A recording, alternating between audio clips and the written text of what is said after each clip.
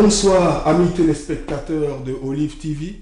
C'est une grande joie pour moi d'être en votre compagnie ce soir. Je suis le pasteur Firmin Niali de l'église New Life Christian Center, ici à Londres. Et c'est un grand honneur pour moi de partager la parole du Seigneur avec vous. Et je bénis aussi le Seigneur pour l'opportunité qu'il nous donne de pouvoir prêcher la parole de Dieu, de pouvoir apporter l'évangile de la bonne nouvelle de Jésus-Christ dans les maisons à travers le monde entier. Olive TV est une chaîne de télévision qui est vue partout dans le monde et particulièrement en Afrique et surtout en Afrique francophone. Et je voudrais saluer au nom de Jésus tous nos frères, nos bien-aimés qui sont en Côte d'Ivoire, qui sont au Congo, qui sont au Cameroun, le pasteur Yeo au Cameroun, le pasteur Zachary Adetola en Côte d'Ivoire, tous ces grands serviteurs de Dieu, que le Seigneur vous bénisse. C'est une grande joie pour moi de partager la parole de Dieu avec vous ce soir. La portion des Écritures dont je voudrais parler aujourd'hui, sur laquelle je voudrais attirer votre attention, bien-aimés, se trouve dans le livre de Marc, dans l'Évangile selon Marc. Si vous avez une Bible ce soir, est-ce que vous pouvez la prendre avec moi dans le livre de Marc? Et nous allons lire ce passage qui se trouve dans le chapitre 2. Alléluia. Alors ici, la Bible nous dit dans le livre de Marc, chapitre 2, à partir du verset 1, nous allons lire du verset 1 au verset 12, la Bible dit ceci. Quelques jours après, Jésus revint à Capernaum. On apprit qu'il était à la maison. Et il s'assembla un si grand nombre de personnes que l'espace devant la porte ne pouvait plus les contenir. Il leur annonçait la parole. Des gens vinrent à lui, amenant un paralytique porté par 4 hommes. Comme ils ne pouvaient l'aborder à cause de la foule, ils découvrirent le toit de la maison où il était et ils descendirent par cette ouverture le lit sur lequel le paralytique était couché. Au verset 5, Jésus, voyant leur foi, dit au paralytique, « Mon enfant, tes péchés sont pardonnés. » Il y avait là quelques scribes qui étaient assis et qui se disaient au-dedans d'eux, « Comment cet homme parle-t-il ainsi? Il blasphème. Qui peut pardonner les péchés si ce n'est Dieu seul? » Jésus, ayant aussitôt connu par son esprit ce qu'il pensait au-dedans d'eux, leur dit, « Pourquoi avez-vous de telles pensées dans vos cœurs? Lequel est le plus aisé de dire au paralytique, « Tes péchés sont pardonnés » ou de dire, « Lève-toi, prends ton lit et marche » Or, afin que vous sachiez que le Fils de l'homme a sur la terre le pouvoir de pardonner les péchés, je te l'ordonne, dit-il au paralytique, lève-toi, prends ton lit et va dans ta maison. Et à l'instant, il se leva, prit son lit et sortit en présence de tout le monde, de sorte qu'ils étaient tous dans l'étonnement et glorifiaient Dieu, disant, nous n'avons jamais rien vu de pareil. Que l'Éternel ajoute une bénédiction à la prédication, à la prédication de sa parole. Cette histoire est une des plus belles histoires de la Bible. La Bible contient de très belles histoires, mais celle-ci se démarque par l'excellence même du récit et l'histoire d'une vie totalement transformée par la puissance de la foi. C'est un exemple de la foi que nous venons ici de voir dans ce récit.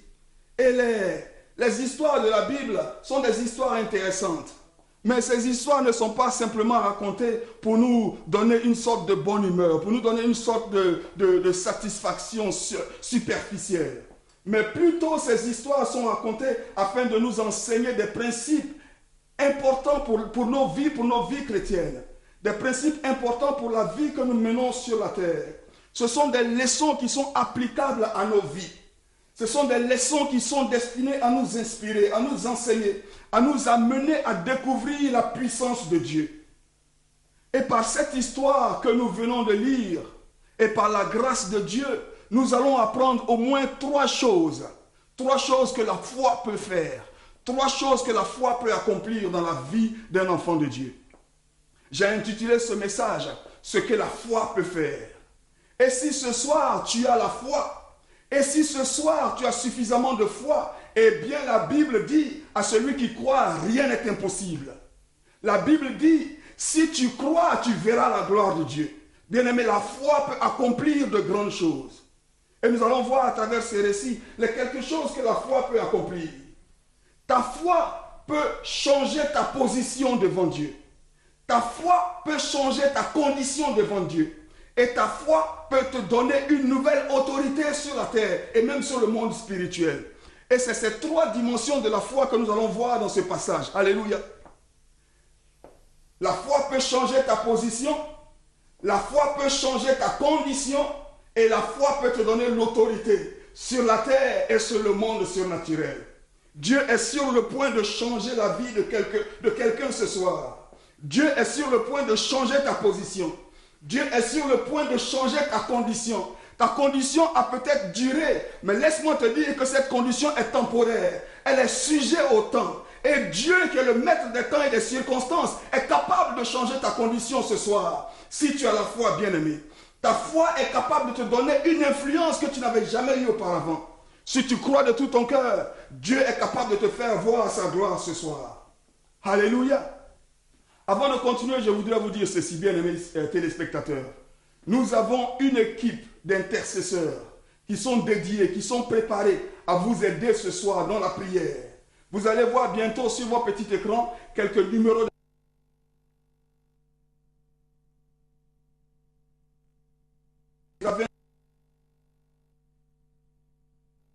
Préparés. Ils vous attendent au téléphone. Ils prieront avec vous et vous verrez la gloire de Dieu dans votre vie. Alléluia. L'homme dont la Bible parle ici était un paralytique. Il était paralysé. Il était totalement incapable de bouger. La paralysie est un affaiblissement ou une perte totale de la fonction ou de l'usage des muscles, soit dans une partie du corps, soit dans tout le corps. Sa paralysie était physique. Il était restreint sur le plan physique. Ses mouvements étaient restreints. Sa capacité à produire était restreinte. Sa capacité même à vivre était restreinte. Mais si nous voulons être honnêtes avec nous-mêmes, si nous voulons réellement être honnêtes et enlever le masque de l'hypocrisie et voir le cœur qui est caché derrière ces beaux habits qu'on porte le dimanche, au-dedans de nous, chacun a une petite paralysie quelque part. Une paralysie est simplement quelque chose qui t'empêche de fonctionner à ton maximum. Quelque chose qui t'empêche à devenir tout ce que Dieu veut que tu deviennes. Quel que soit le domaine de la vie, dans lequel cette paralysie opère. On peut avoir une paralysie spirituelle. On peut être bloqué par une paralysie émotionnelle. On peut être bloqué par une paralysie financière. On peut être bloqué par une paralysie même relationnelle. Incapable d'avoir des relations. Une paralysie est une situation de blocage. Une paralysie est une situation de vulnérabilité. Une perte totale de notre indépendance. Cet homme avait perdu son indépendance au point où il avait besoin des autres. Vous voyez, c'est une situation où on a besoin de quelqu'un. On n'a pas simplement besoin de compagnie. Une chose est d'avoir besoin simplement de compagnie. Mais quand on a besoin de quelqu'un sans qui on ne peut pas faire les choses les plus simples, alors on est totalement dépendant de cette personne. Je me souviens, vous savez mes bien-aimés, le Seigneur m'a sauvé sur un lit d'hôpital. Le Seigneur m'a sauvé sur un lit d'hôpital. J'avais été frappé par une maladie pernicieuse du foie.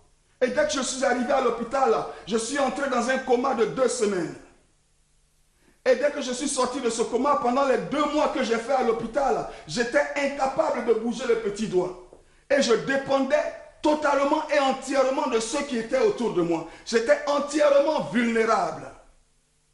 Pour mes besoins les plus élémentaires, je dépendais des infirmiers, de l'équipe de docteurs qui m'entouraient. Et il arrive des moments dans nos vies où nous avons besoin de quelqu'un pour faire pour nous ce que nous-mêmes nous ne pouvons pas faire. Nous avons besoin de quelqu'un pour nous aider à faire les choses les plus simples, les choses de base. Je ne sais pas si vous avez déjà vu un paralytique ou si vous êtes déjà trouvé en compagnie de quelqu'un, un proche dans la famille, qui est totalement paralysé, qui a besoin des autres pour le soulever, qui a besoin des autres pour l'aider à manger, qui a besoin des autres pour l'aider à se lever, pour l'aider à s'asseoir, pour l'aider à accomplir les besoins les plus élémentaires de la vie. Mais il arrive des moments dans la vie où nous sommes dans une position de vulnérabilité. Et c'est justement pendant ces moments-là que l'on voit la valeur de nos amitiés. C'est dans les moments de faiblesse, dans les moments de vulnérabilité que l'on voit la valeur de ceux qui nous entourent. Fais attention à ceux que tu mets autour de toi, bien-aimé. Fais attention à ceux que tu mets autour de toi. Et je suis sûr que je suis en train de parler à quelqu'un ce soir. Autour de toi, tu as besoin non seulement de ceux qui peuvent recevoir de toi, mais aussi de gens de qui tu peux recevoir quelque chose.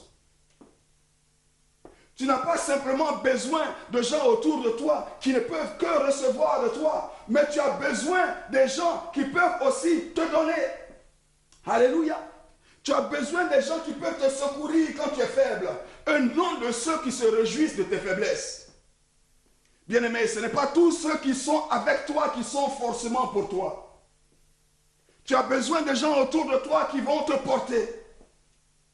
Cet homme s'est fait entourer de 4 personnes qui pouvaient le porter. Notre problème souvent, c'est que nous sommes entourés de personnes qui ne sont pas capables de nous porter, mais qui veulent que nous puissions les porter tout le temps, toujours, mais incapables de nous porter. Et dès qu'il y a quelque chose qui ne va pas, on est incapable d'apporter du secours, on est incapable d'apporter de l'aide. Mais nous avons aussi besoin d'être portés. Tu as besoin de quelqu'un d'autre dans ta vie pour accomplir la destinée que Dieu a mise dans ta vie. Tu as besoin de quelqu'un d'autre. Nous avons tous besoin de quelqu'un d'autre dans la vie pour accomplir ce que Dieu a mis dans nos vies. Dieu m'a amené ce soir dans ta vie pour te porter par la parole. Dieu m'a amené ce soir dans ta vie pour apporter quelque chose dans ta vie. Et une fois encore, laisse-moi te le rappeler. Dieu a prêté une équipe d'intercesseurs qui sont prêts ce soir même à recevoir tes coups d'appel, à prendre tes sujets de prière et à intercéder avec toi et à prier pour toi. Et Dieu agira certainement. Nous avons toujours besoin de quelqu'un. Alléluia. Gloire à Jésus. Souvent, tu as besoin de la foi de 3-4 personnes. Et c'est bien mieux que la foi d'une seule personne. Tu as besoin de la foi de 5 personnes combinées pour faire de grandes choses dans ta vie. Au lieu de la foi d'une seule personne. Tu as besoin de la foi de 3-4 personnes pour t'aider à arriver à la destination que Dieu a pour toi. Tu ne peux pas vivre isolé. Tu ne peux pas vivre totalement séparé de tout le monde. Alléluia. Dieu a fait de toi une bénédiction pour les autres, mais nous aussi avons besoin d'être portés par ceux qui nous entourent. Tu dois t'entourer des gens qui vont te porter vers ta destinée divine. Des gens avec de bonnes idées, des gens avec de bonnes habiletés, des gens avec de bonnes qualités, des gens qui ont la foi, et même des gens qui ont l'argent. Alléluia. Parce que tu donnes toujours, il faut qu'on te donne aussi. Cet homme s'est donc fait entourer de 4 amis. Il s'est fait entourer de 4 amis. Et la Bible nous enseigne que ses amis l'ont porté. Alléluia. Ses amis l'ont porté. Ils l'ont porté, ils ont marché longtemps avec lui. Ils ont marché pendant peut-être des kilomètres. La Bible n'est pas précise sur la distance pendant laquelle ils ont marché avec lui. Mais je suppose que pendant qu'ils marchaient, ils n'avaient pas encore rencontré d'opposition déterminante. Ils avaient leur malade et ils marchaient avec lui. Et leur cœur était rempli d'espérance. Ils se disaient certainement, oui, dès que nous verrons Jésus, nous allons voir la gloire de Dieu. Dès que nous verrons Jésus, nous allons recevoir la guérison pour notre bien-aimé. Et ils sont arrivés là où Jésus était. La Bible nous apprend que Jésus était dans la maison. Et j'aime dire souvent, Jésus était dans la place. Jesus was in the place. Alléluia. Quand Jésus est dans la place, il y a des choses qui se passent. Je ne sais pas ce qui te motive quand tu vas à l'église. Mais quand je vais à l'église, c'est parce que Jésus est dans la place. Et ce soir, Jésus est dans la place. Et ce soir, Jésus est dans la maison. Il est dans la maison pour te toucher. Il est dans la maison pour changer ta position. Il est dans la maison pour changer ta condition. Il est dans la maison pour te donner de l'autorité.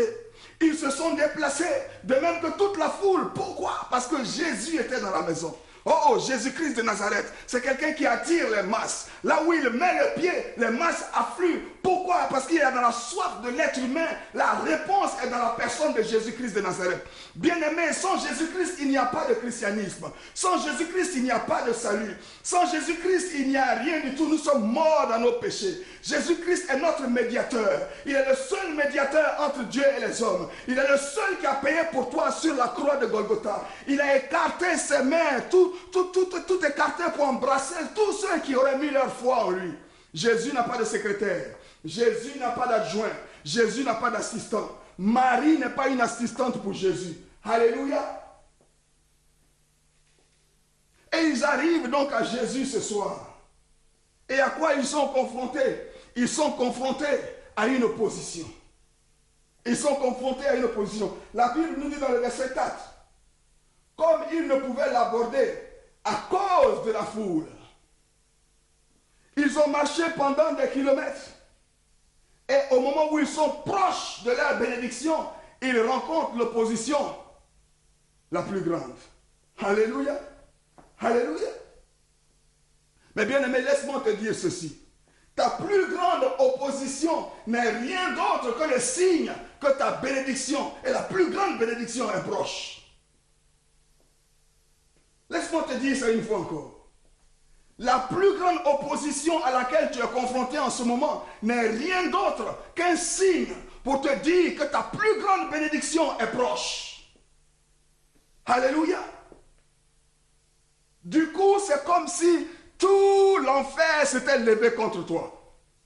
Du coup, c'est comme si Satan et tous ses démons se s'étaient souvenus de toi brusquement et avaient tourné toute leur attention sur toi. Tu essaies ici, ça ne marche pas. Tu essaies là, ça ne marche pas. Même ceux-ci qui tu comptais t'ont laissé tomber. Tu tournes à gauche, il n'y a personne. Tu tournes à droite, il n'y a personne. Et il n'y a que des menaces. Et il n'y a que des attaques. Et tu te demandes, pourquoi moi?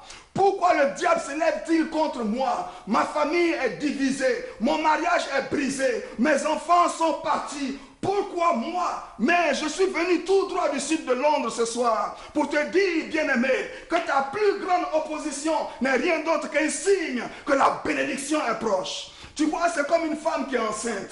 Quand le bébé est dans le ventre, la femme est à l'aise les 3 premiers mois. Il n'y a pas grand-chose qui se passe. Dans les 3 mois qui suivent, vers le 6e mois, elle commence à être un peu inconfortable. Son ventre commence à être un peu lourd. Mais dans le dernier trimestre, il y a quelque chose qui se produit. L'enfant ne peut plus rester dans le ventre. Et la femme commence à expérimenter des douleurs. Au jour J, alléluia, les douleurs s'intensifient. Pourquoi? Parce qu'il faut que l'enfant sorte. Il faut que tu accouches ta destinée. Il faut que ta destinée se réalise. Il faut que ton miracle se réalise. Il faut que Dieu opère dans ta vie. Il faut que la puissance du diable sur ta vie soit brisée. Au nom de Jésus, accroche-toi, bien-aimé.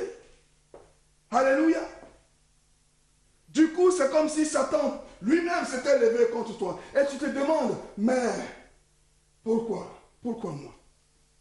Vous savez, je vais vous donner un petit exemple, c'est l'exemple de ma conversion. Tout à l'heure, je disais que j'ai été sauvé sur un lit d'hôpital. J'ai été sauvé sur un lit d'hôpital. Avant d'entrer à l'hôpital, j'étais mort dans mes péchés et mes transgressions. J'étais un païen. Si je mourais dans mes péchés, je partais directement en enfer. Mais Dieu qui connaît la fin d'une chose avant même son commencement, avait commencé à ordonner mes pas, selon la parole qui dit que les pas du juste sont ordonnés par l'Éternel et il prend plaisir dans toutes ses voies. Dieu avait sa main sur ma vie. Vous voyez, Satan qui a vu l'attention divine, l'attention angélique, l'attention de Dieu sur ma vie, sans même savoir le contenu de ma destinée, il a commencé à se poser des questions. Il a dit, il faut qu'on le tue dans l'œuf avant même qu'il ne sorte. Laissez-moi vous dire quelque chose. Quand quelqu'un prend la décision d'anéantir tous les bébés, comme Hérode voulait anéantir tous les jeunes bébés garçons, c'est que parmi ces bébés, il y en a un qui va être très dangereux pour lui. Alléluia. Et le diable voulait m'anéantir. Je n'ai jamais pensé dans ma vie que j'aurais une si grande opération chirurgicale. Pour moi, ça n'arrivait qu'aux autres. Et du coup, je me suis retrouvé à l'hôpital. Sans même un avertissement, je me suis senti mal et je suis rentré à l'hôpital. Et dès que je suis arrivé à l'hôpital, quelques jours plus tard, je suis rentré dans le coma. Le diable s'était levé contre moi. Le diable voulait m'anéantir. Je me souviens que les docteurs avaient écrit des rapports pour dire que j'étais mort. Mais, alléluia, le diable avait commencé sa fête. Mais mon Dieu n'avait pas encore dit son dernier mot. Alléluia. Dans le coma là où j'étais, Dieu a commencé à connecter les églises de Londres. Sans même que je n'ai mis pied dans une église, Dieu m'avait déjà préparé. Il avait préparé les frères et les sœurs des églises à venir ensemble et intercéder. Et l'hôpital était rempli de chrétiens matin, midi, soir qui intercédaient de partout. Alléluia. Et la puissance du diable s'est brisée. Et le Seigneur m'a sorti du lit d'affliction. Et je suis sorti de l'hôpital une nouvelle créature. Tu vois, le diable s'était levé contre moi en espérant m'anéantir. Mais, bien-aimé, toutes choses concourent au bien. Alléluia. De ceux qui aiment Dieu et qui sont appelés selon le dessein de Dieu. Ce n'est pas moi qui compte, c'est le dessein de Dieu qui compte. Je ne suis qu'un simple instrument que Dieu utilise pour accomplir son dessein, pour accomplir sa destinée, pour accomplir son œuvre. Alléluia. Et pendant que le Seigneur m'apprêtait pour une grande bénédiction, le diable voulait m'anéantir. C'est juste un exemple. Vous voyez, je suis le pasteur de New Life Christian Center. New Life Christian Center aussi est né dans la douleur. Alléluia. Bien que le Seigneur m'avait donné cette vision depuis longtemps, depuis le temps de l'école biblique. Mais quand nous avons commencé le ministère New Life Christian Center, le diable s'est levé. Le diable s'est levé pour tuer cette œuvre dans l'œuf, pour chercher à l'anéantir, à la voir mourir avant même qu'elle ne commence. Mais celui qui est en moi, bien-aimé, est plus fort que celui qui est dans le monde. La Bible me dit que si Dieu est pour moi, qui peut être contre moi? Alléluia. Et si Dieu est pour toi ce soir, personne ne peut être contre toi. N'hésite pas à prendre ton téléphone. Appelle quelqu'un à temps pour prendre tes coups de fil. Alléluia. Et si les lignes sont occupées, continue d'appeler, continue d'insister. Tu peux même laisser un message avec ton numéro. Et nous nous ferons le plaisir de te rappeler plus tard. Dieu a quelque chose de plus grand pour toi que la situation que tu traverses. Cette situation n'est qu'un signe que ta bénédiction est proche. Alléluia. Cette opposition est là pour te décourager. Cette opposition est là pour t'empêcher d'opérer par la foi. C'est profond ce que je viens de dire. Dieu veut que nous opérions par la foi. Et le diable amène l'opposition afin de nous empêcher d'opérer par la foi. Dès que nous arrêtons d'opérer par la foi, nous sortons du canal par lequel Dieu peut nous bénir. Tu vois, le diable ne peut pas empêcher la bénédiction de Dieu, mais il veut tout faire pour te déplacer. Et il y a des gens que leur orgueil a déplacé de la place où Dieu les avait appelés pour être bénis. Alléluia. Mais tu n'es pas de ceux qui se découragent, bien-aimés. Tu n'es pas de ceux qui abandonnent ce soir.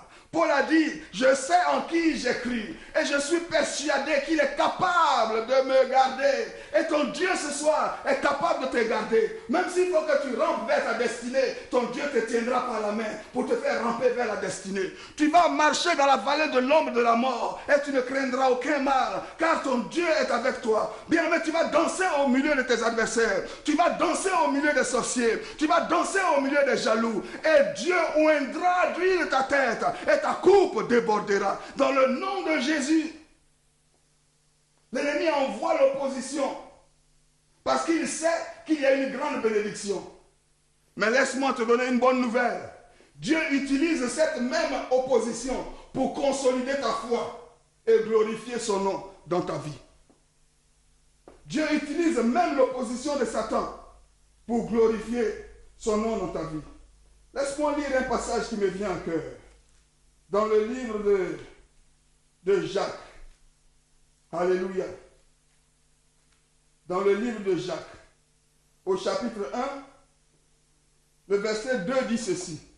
Mes frères, regardez comme un sujet de joie complète les diverses épreuves auxquelles vous pouvez être exposés. Au verset 3, il dit ceci, sachant que l'épreuve de votre foi produit la patience. Mais il faut que la patience accomplisse parfaitement son œuvre, afin que vous soyez parfaits et accomplis sans faillir en rien. Tu vois, le diable pense qu'il est en train de te bloquer, mais à travers ce blocage, Dieu est en train de te préparer, afin que tu sois parfait et que tu ne faillisses en rien. Alléluia. Quand ils sont arrivés à côté de leur but, à côté de leur bénédiction, à côté de leur salut, alors l'opposition s'est accrue.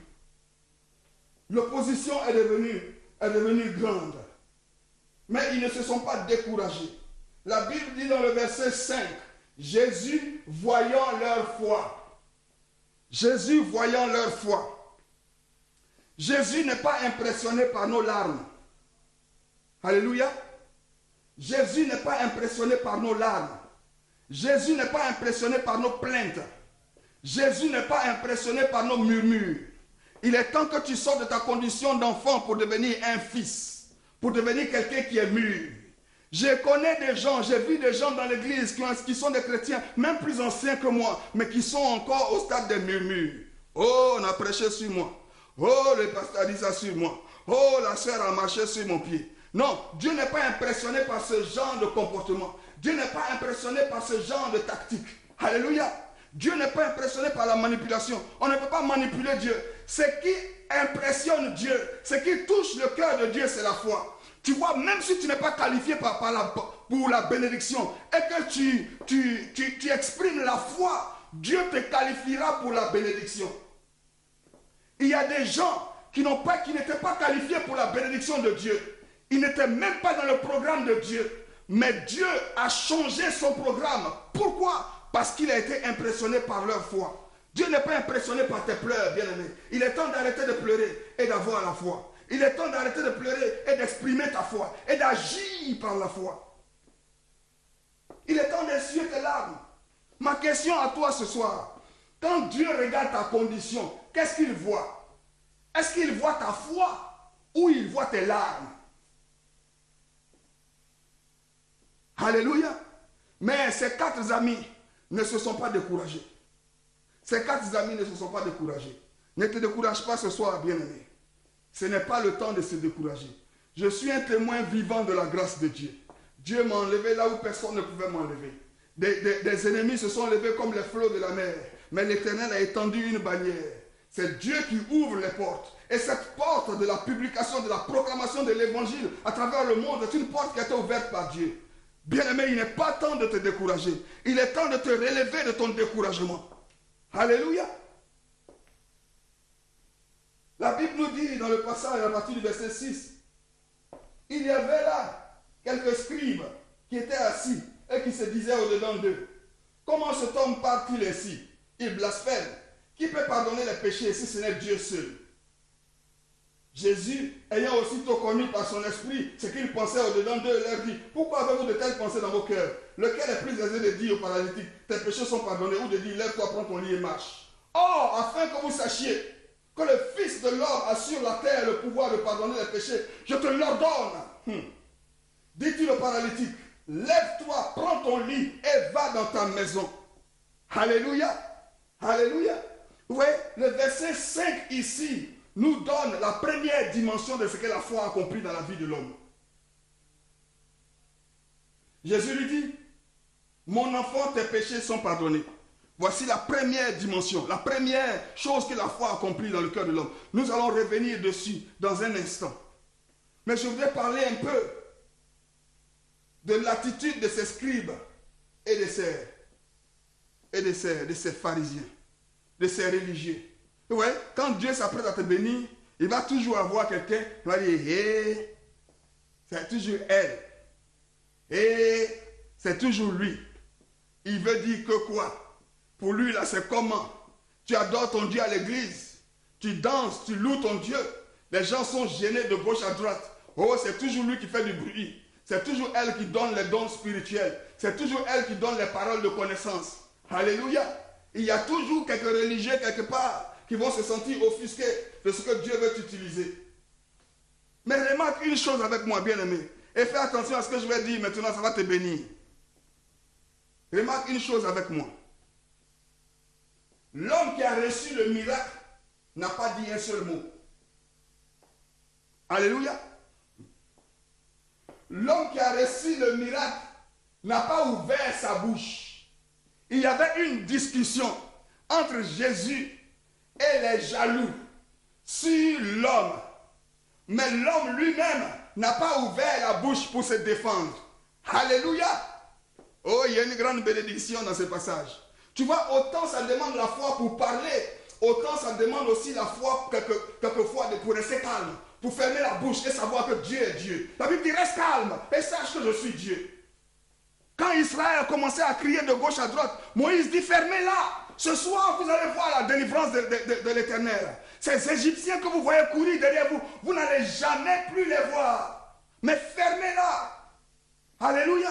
Est-ce que tu as la foi ce soir pour fermer la bouche, toi-même, et savoir que Dieu est Dieu? Est-ce que tu as la foi ce soir pour savoir que c'est l'Éternel qui combat pour toi et la bataille appartient à l'Éternel? Est-ce que tu as la foi ce soir pour savoir que Dieu est plus fort que tes ennemis? Est-ce que tu as la foi ce soir pour savoir que tu ne dois t'inquiéter de rien, mais en toute chose, par toute forme de prière et de supplication, sans oublier les actions de grâce, fais savoir tes besoins à ton Dieu? Est-ce que tu as la foi ce soir pour savoir que si Dieu est avec toi, tout le monde entier ne peut rien contre toi? Le malade n'a pas ouvert la bouche. Écoute très bien, bien-aimé. Ce malade n'a pas ouvert la bouche. Mais la bouche de ses ennemis a précipité sa bénédiction. Oh, alléluia. Et je suis sûr que je parle à quelqu'un ce soir. La bouche de ses ennemis a donné la vitesse supérieure à ses bénédictions. Parce que ses ennemis se sont fâchés, Dieu aussi s'est fâché. Oh, ma Bible m'enseigne que là où le péché a abondé, la grâce a surabondé. Oh, je rends gloire à Dieu pour mes ennemis. Continuez à parler, mais mon Dieu s'élèvera. Mon Rédempteur s'élèvera en dernier. Continuez de parler. Alléluia. Le malade n'a pas ouvert la bouche. Mais la bouche de ses ennemis a précipité sa bénédiction. Lisons ensemble verset 8. Jésus, ayant aussitôt connu par son esprit ce que ces gens-là pensaient au-dedans d'eux, il leur dit, pourquoi avez-vous de telles pensées dans vos cœurs? Lequel est-il plus aisé de dire au paralytique, tes péchés sont pardonnés, ou de dire, lève-toi, prends ton lit et marche? Vous voyez, au début, il a dit au paralytique, tes péchés sont pardonnés. Mais le monsieur était encore couché sur son lit. Alléluia. Le monsieur était encore couché sur son lit. Mais quand les gens ont commencé à parler, hey, il veut le bénir. Comment c'est lui on peut bénir? Dieu dit, ah bon, pour que vous sachiez que je peux faire même plus que ça là. Mon frère, prends ton lit et marche devant ces gens. Alléluia. Et leur bouche a précipité la bénédiction de Dieu sur la vie de ce paralytique. Bien-aimé, la bouche de tes ennemis va précipiter ta bénédiction. Plus il parle, plus Dieu te bénit. Plus il parle, plus Dieu t'élève. Plus il parle, plus Dieu te donne. Plus il parle, plus Dieu te comble. Plus il parle, plus Dieu te guérit. Alléluia. La bouche de tes ennemis va précipiter ta bénédiction. Je te le dis aujourd'hui et je le décrète dans ta vie au nom de Jésus. Il n'est pas temps de te décourager. J'ai un frère dans le Seigneur, un ami, qui me disait comme ça un jour, il me dit, pasteur, en réalité nous n'avons pas d'ennemis. J'ai dit, ah bon, qu'est-ce que tu veux dire? Il me dit, non, on n'a pas d'ennemis. Parce que nos ennemis travaillent pour nous. Mais ils ne savent pas qu'ils travaillent pour nous. Donc en réalité, ils pensent qu'ils sont nos ennemis, mais ils ne sont pas nos ennemis, puisqu'ils travaillent pour nous. Alléluia. Tu vois, quand tu es coincé dans le coin, tu apprends à te défendre. On va revenir dessus une autre fois. Que le Seigneur vous bénisse. Alléluia. Le malade n'a pas ouvert sa bouche, mais la bouche de ses ennemis a précipité sa bénédiction. La première chose que la foi de ce monsieur a accompli dans sa vie,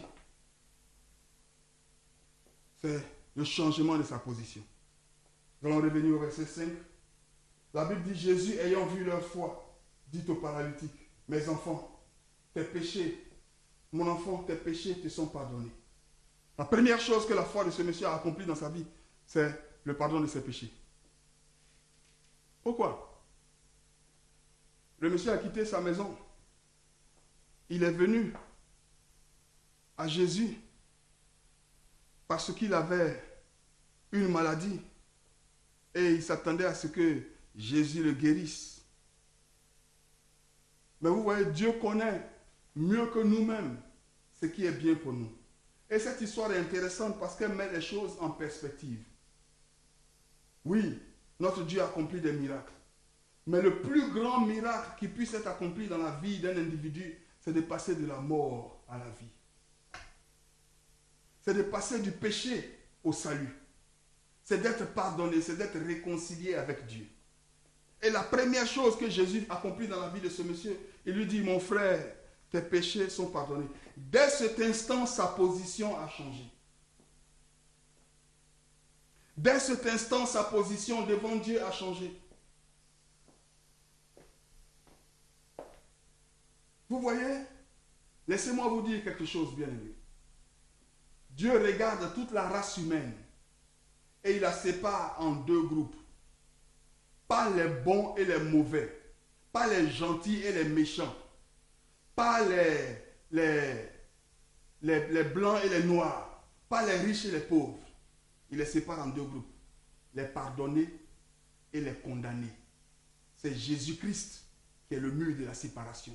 C'est Jésus-Christ qui détermine ce que tu fais de Jésus, ta réponse à l'appel de Jésus et Jésus-Christ seul. Cette réponse déterminera de quel groupe tu fais partie. Alléluia. Il lui dit, tes péchés te sont pardonnés. Ce monsieur est passé du pécheur qu'il était, il est passé au pardonné. Du pécheur qu'il était, il est passé au sanctifié. Du perdu qu'il était, il est passé au sauvé. De l'impur qu'il était, il est passé à la pureté. Du sale qu'il était, il est passé à laver dans le sang de l'agneau. Du fils du diable qu'il était, il est passé au fils de Dieu. Du maudit qu'il était, il est passé au béni. Du disqualifié qu'il était, il est passé au qualifié. Du rejeté qu'il était, il est passé à l'accepter. De l'ennemi de Dieu qu'il était, il est maintenant réconcilié avec Dieu. Quelle est ta position devant Dieu? Quelle est ta position devant Dieu ce soir? Es-tu encore ennemi de Dieu? Il n'y a aucun qui cherche Dieu. Tous les hommes, sans Jésus-Christ, sont ennemis de Dieu. Quelle est ta position ce soir?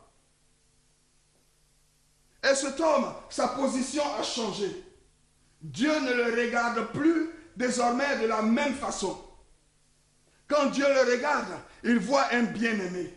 Quand Dieu le regarde, il voit la justice de Dieu. Quand Dieu le regarde, il voit l'œuvre parfaite du Christ. Quand Dieu le regarde, il voit la marque du sang de l'agneau. Quand Dieu le regarde, il voit un bien-aimé. Quand Dieu le regarde, il ouvre ses bras et il dit, viens à moi mon fils bien-aimé. Quand Dieu le regarde, il se précipite. Et quand ce bien-aimé va ouvrir la bouche, Dieu va écouter. Pourquoi? Parce que son enfant lui parle. Dieu va faire taire tous les anges qui chantent autour de lui et leur dire, écoutez, arrêtez de chanter un peu. J'ai mon fils bien-aimé qui me parle depuis la terre.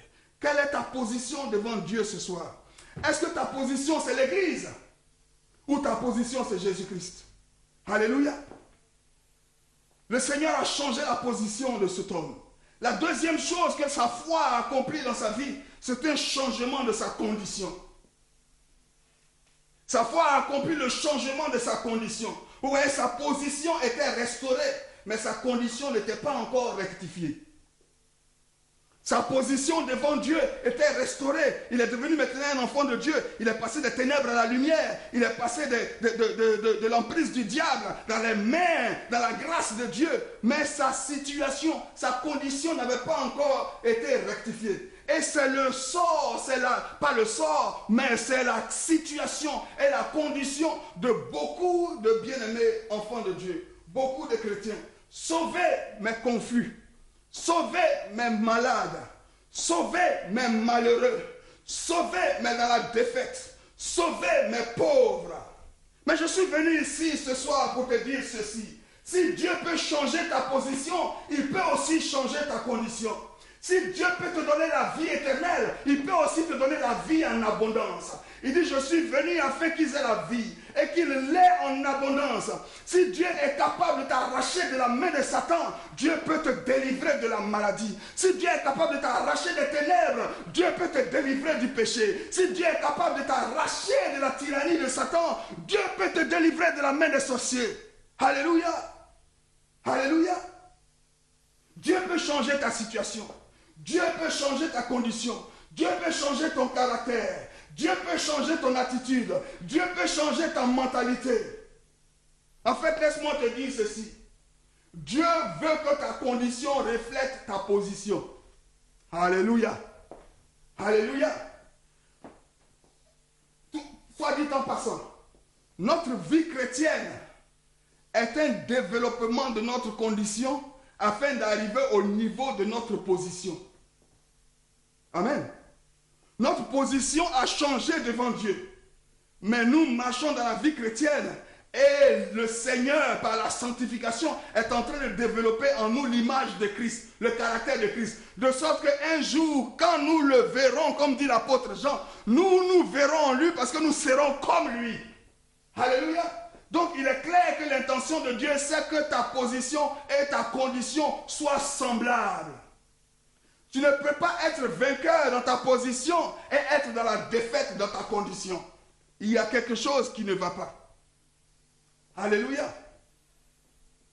Et donc la première chose que le Seigneur a accomplie par la foi de ce monsieur, car la Bible nous dit que nous sommes sauvés par la grâce au moyen de la foi.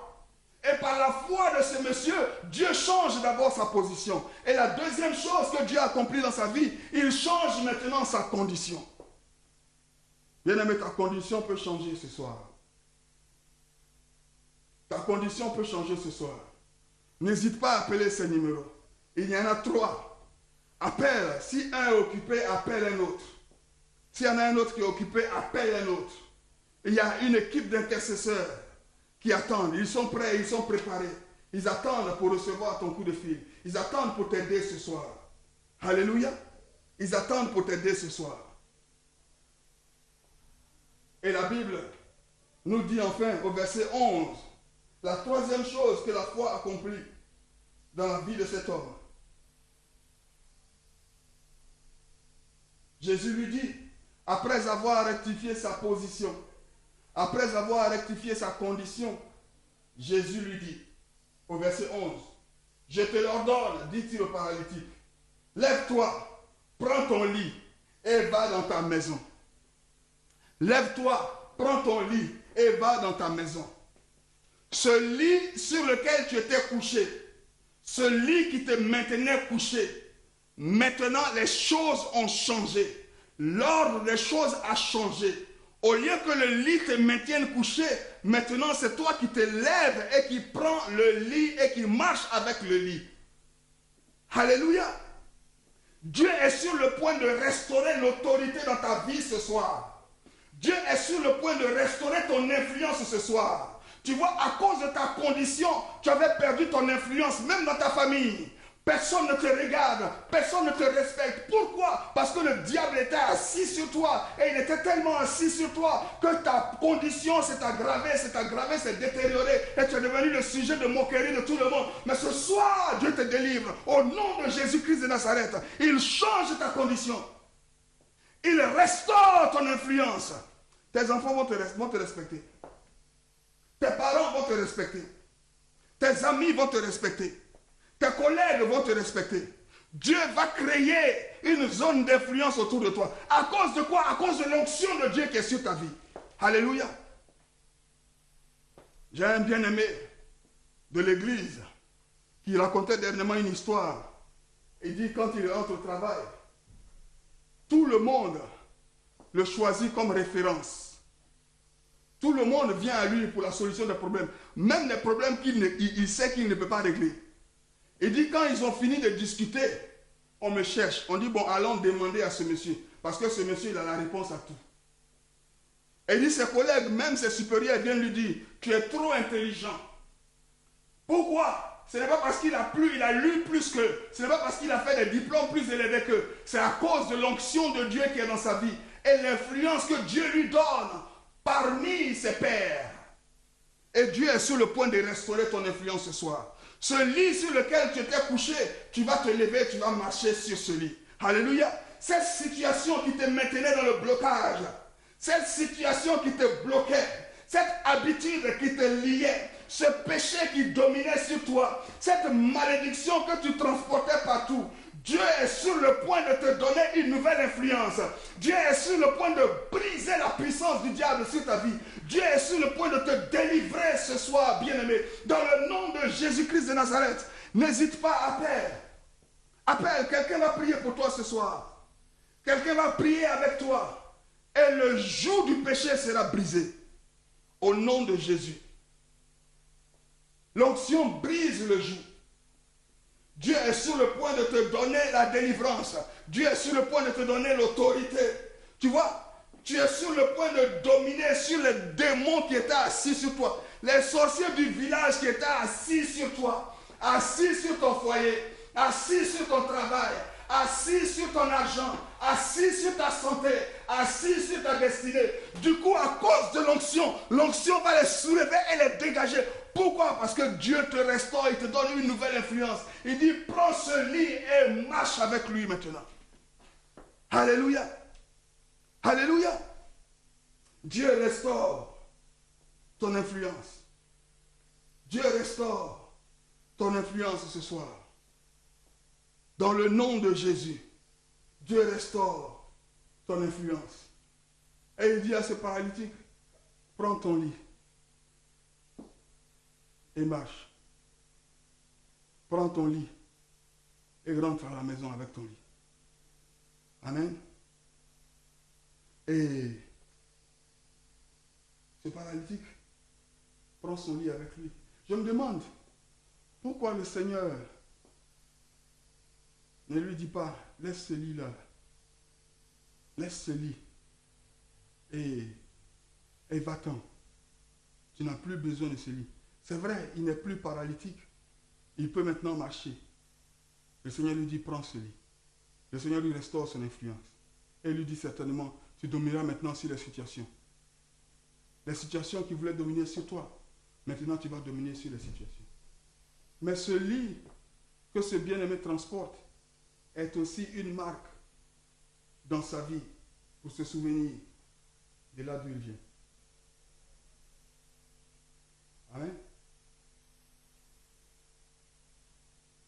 Dieu ne veut pas que tu te glorifies au point où son miracle, son intervention dans ta vie devient une pierre d'achoppement et crée l'orgueil dans ta vie. Tu vois, Dieu l'a remis sur ses deux pieds. Mais avec ce lit, il a le souvenir de là d'où il vient. La Bible nous enseigne, et c'est l'apôtre Paul qui dit, le Seigneur a mis dans mon corps une écharpe, afin que, à cause de, je paraphrase, à cause du niveau de révélation qu'il m'a donné, je ne puisse pas devenir orgueilleux. Et quelques-uns d'entre nous transportent leur lit avec eux. Et le Seigneur s'assure que nous avons toujours la force pour dominer sur ce lit. Toujours la force pour nous relever. Toujours la force de persévérer. Mais pendant que nous marchons, pendant que nous persévérons, nous savons d'où nous venons. Il y a un exemple très intéressant dans la Bible. Et chaque fois que je lis cet exemple, je suis touché par le fait que Matthieu, qui était un collecteur d'impôts, un publicain, ces publicains étaient reconnus pour être des hommes de mauvaise vie. Chaque fois que Matthieu parle de lui, chaque fois que Matthieu mentionne son nom dans la parole de Dieu, il n'oublie pas de mentionner Matthieu, le collecteur d'impôts. Matthieu, le collecteur d'impôts. Parce qu'il sait là d'où Dieu l'a enlevé. Il dit, Matthieu, je n'étais que quelqu'un, une personne sans réputation. Mais je sais où Dieu m'a enlevé. Matthieu, le collecteur d'impôts.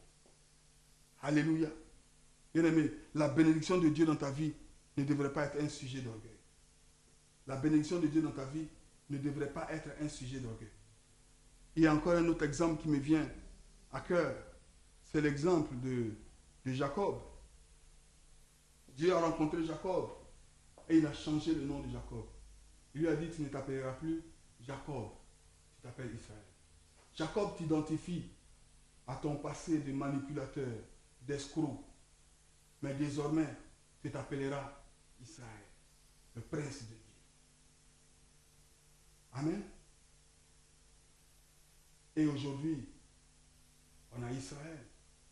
Mais bien aimé, Dieu, après avoir fait cette révélation à Jacob, continue de s'identifier comme le Dieu d'Abraham, d'Isaac et de Jacob.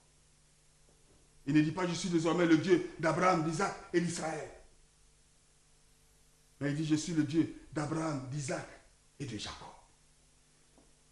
Il dit le Jacob en toi, je suis aussi bien le Dieu du Jacob en toi que le Dieu de l'Israël en toi.